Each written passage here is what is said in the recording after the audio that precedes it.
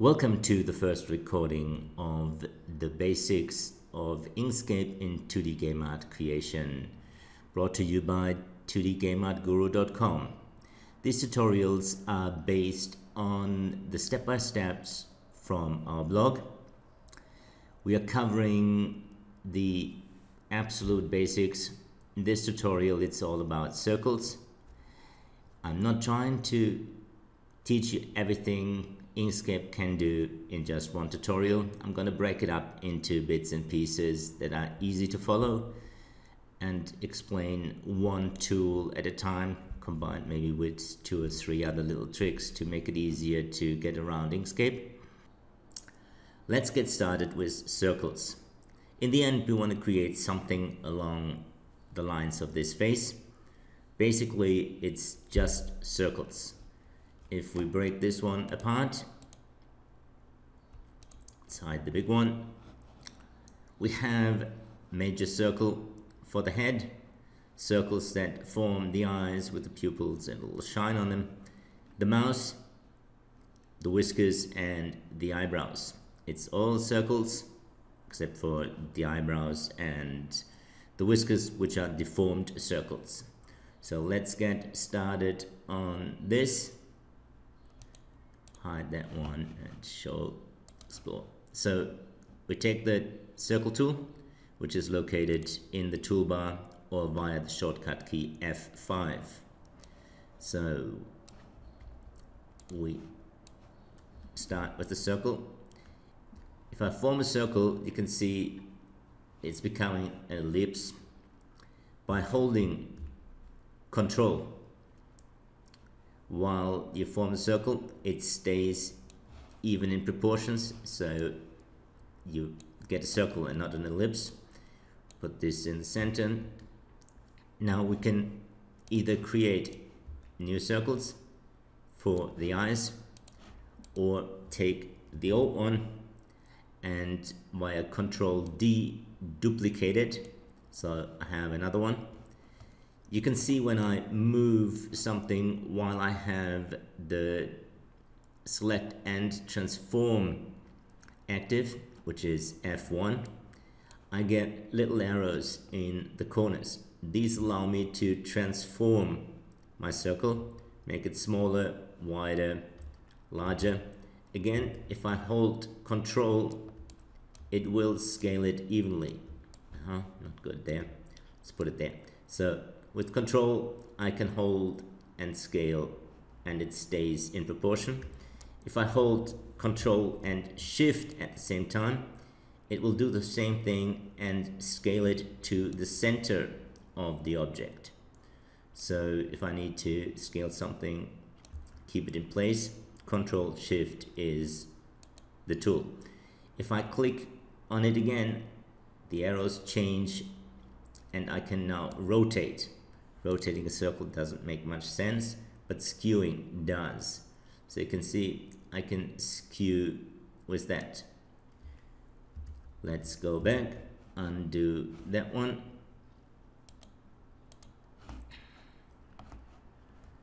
So we have one circle, we have the second circle. Let's form the eyes out of that one. So now I can go in and change the color of the smaller circle and place it in the center. Now, if you want to align things properly, you can go in. At the top is Align and Distribute Objects. Shift Control A brings up a panel that allows you to align objects to the page, to each other. So in this case, we want to align 2 objects to each other. So we go and change the relative to. So here you have last selected, first selected, biggest, smallest. So in this case, we can go to biggest object and say center left, center right. It moved up just a little bit. So now our white part of the eye is perfectly centered to the orange part. Now if I go Control D, it makes a copy right in place. let's color this one black so you can see. If I move this one, you can see the white one is still there. Go back and say okay. Now click on it. I hold Control and Shift. Now it stays in the center. I duplicate it again. It's Control D. Color this one white. And this time I don't need to keep it centered. I just put it there somewhere. Let's make this one slightly bigger. Okay, so now we have one eye. And let's just move it over and Control D. If I hold Control while I move the selected items, it keeps them on the same height or width if I go there. So that helps align things as well. So now we have the eyes, we have the main head. Let's make that slightly bigger. Okay, so those were the really easy parts. Now we take another circle. I won't copy, I'll make a new one. Okay, the last selected color I had was white. White on white is barely visible. So let's take a different color and try this again. So for the eyebrows, do another circle.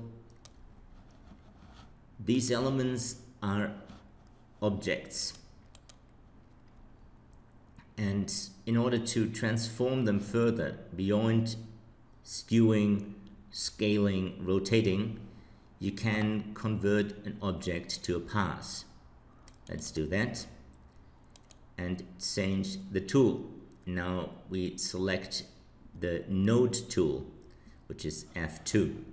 You can see that now I have little gray squares that define the 4 nodes that make up my circle.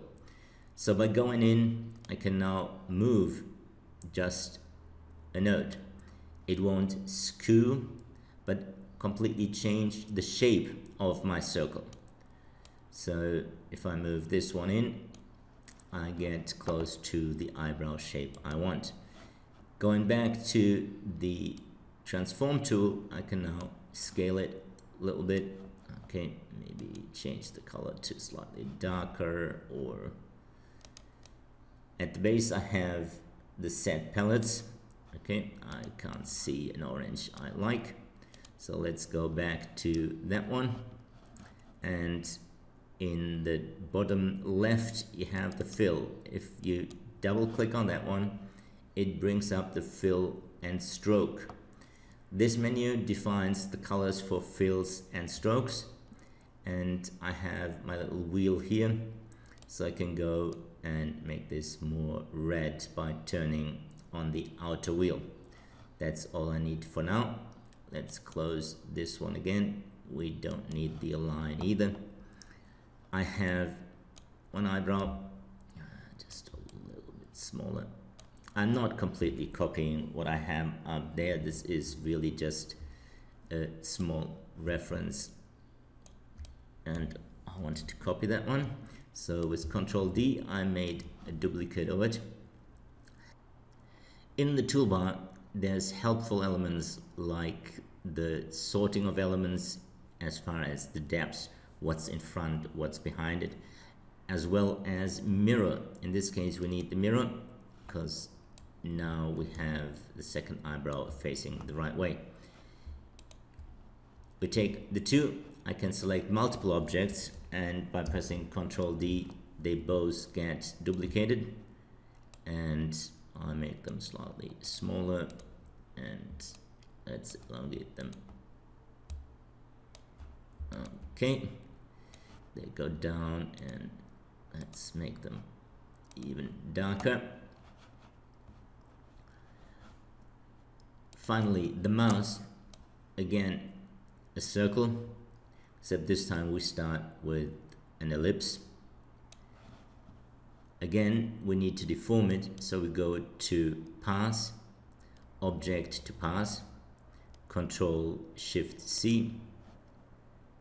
Then I can use the node tool with F2 for the shortcut. Now I pull down the top node. Can also pull down the bottom one a little bit. Okay, go in and make it smile. Now it's too big for our face, so scale it down holding Control and Shift so it's in place. The whiskers can go out.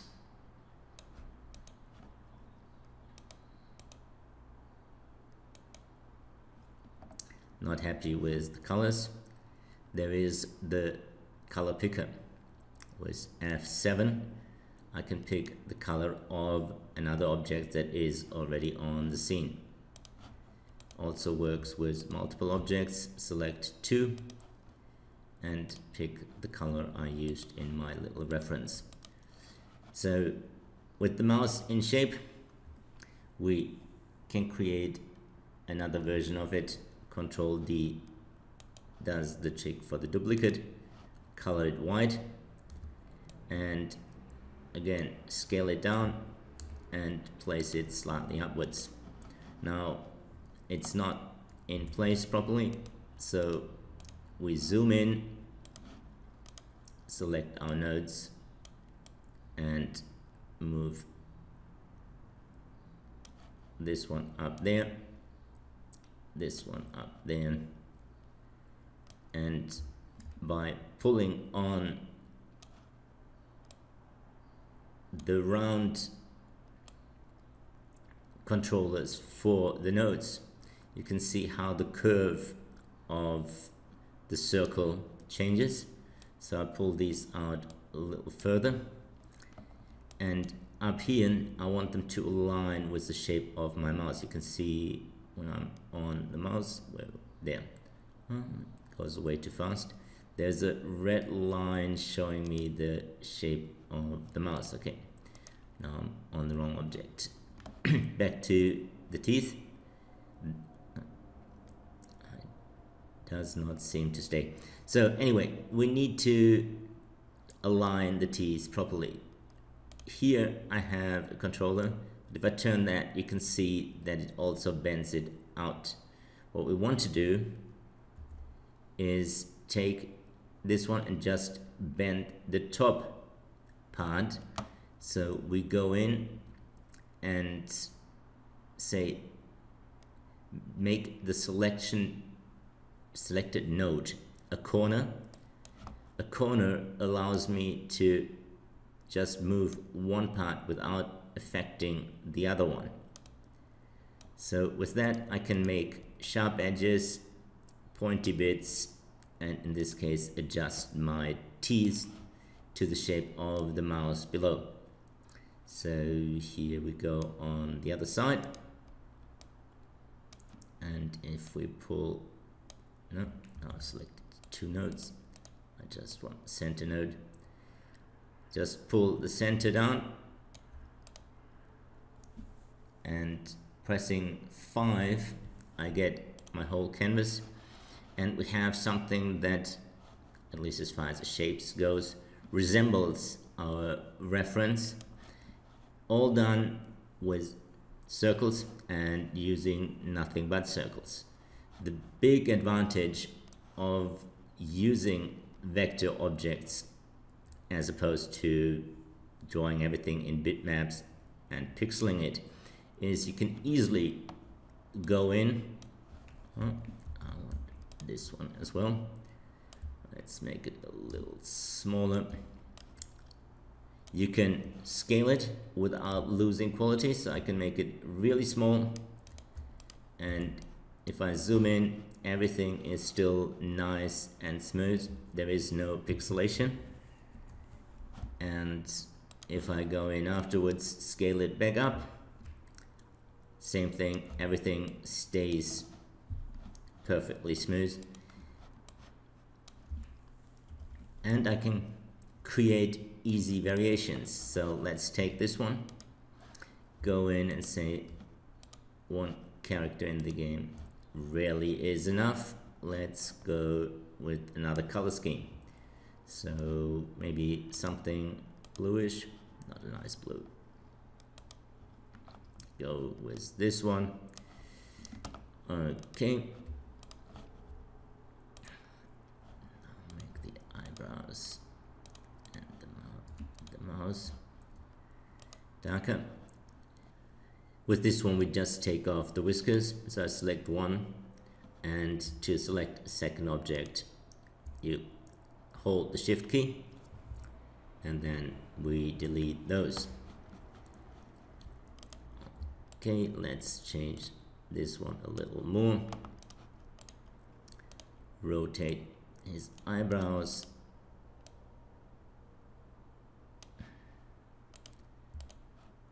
And select these, make him look up, do the same thing as the other one.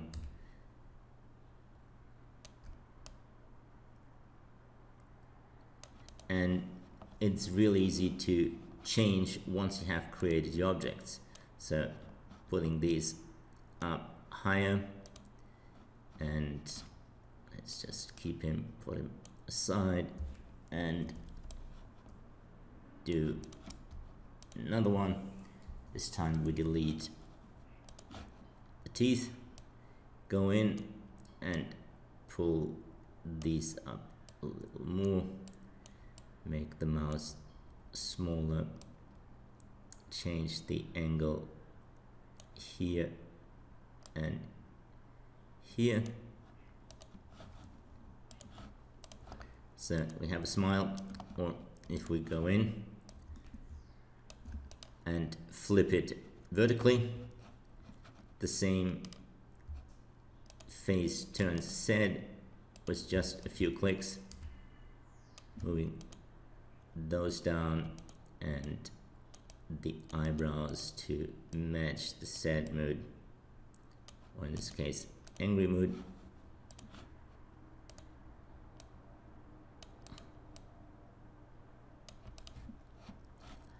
It's a really quick way to create variations of objects that you have created once and reuse them later on.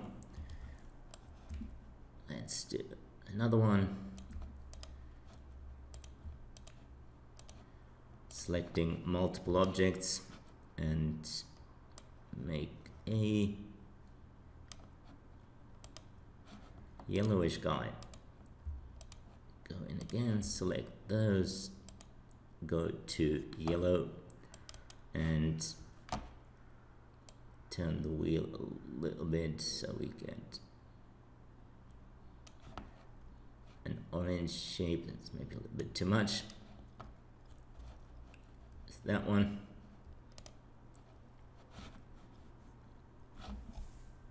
Delete the mouse and give him a completely new mouse.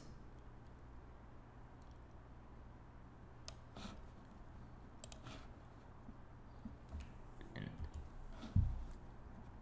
duplicate that one and make it a tongue. Let's find some red color here.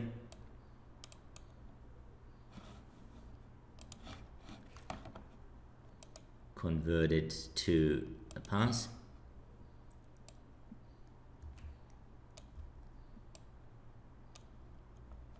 Now this one behind doesn't work like that, so if you stick out your tongue it would look slightly different.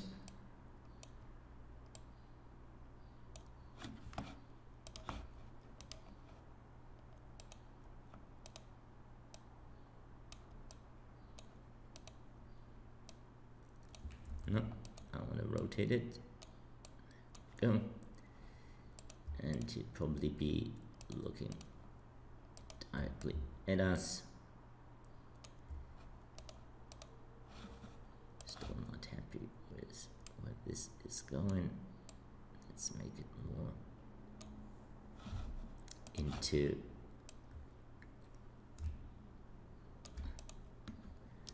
Okay. Sticking out tongue doesn't look right, but yeah, we can just use it as nose.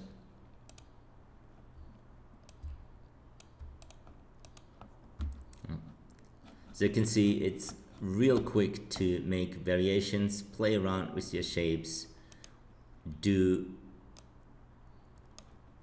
quick transforms to get a totally new look of the same elements.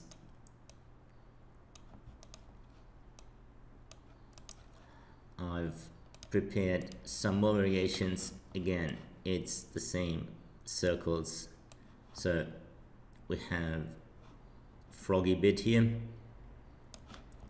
Let's just turn this one off so you can see him better.